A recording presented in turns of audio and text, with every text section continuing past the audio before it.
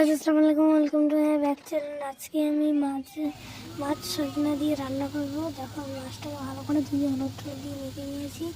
লঙ্কা, পেঁয়াজ, সজনা, আলু ভালো করে কেটে নিয়ে রেখেছি। এখন আমি গরম তেলে মাছগুলোকে ভালো করে ভেজে নিয়ে নিব। দেখো উলট পালট করে ভালো করে কড়া করে ভেজে নিয়েছি। যদি খারাপ করে ভাজেন তাহলে একটু খারাপ খেতে লাগে, কাঁচা কাঁচা। দেখো পেঁয়াজটাকে ভালো করে ভেজে ঠেজে আলু আর সজনা, নুন, হলুদ দিয়ে ভালো করে নাড়াচাড়া করতেছি।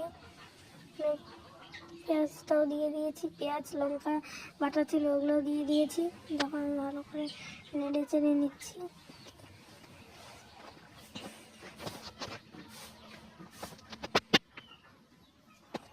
পানি দিয়ে দিলাম, দিয়ে এখানে একটু মশলা দিয়ে দিলাম। মশলা দিয়ে ভালো করে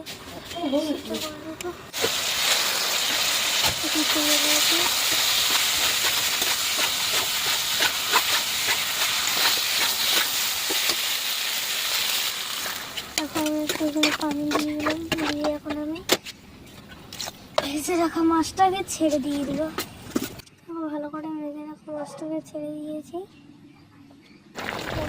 এসেছে ভালো মতো লাইক কমেন্ট করবেন।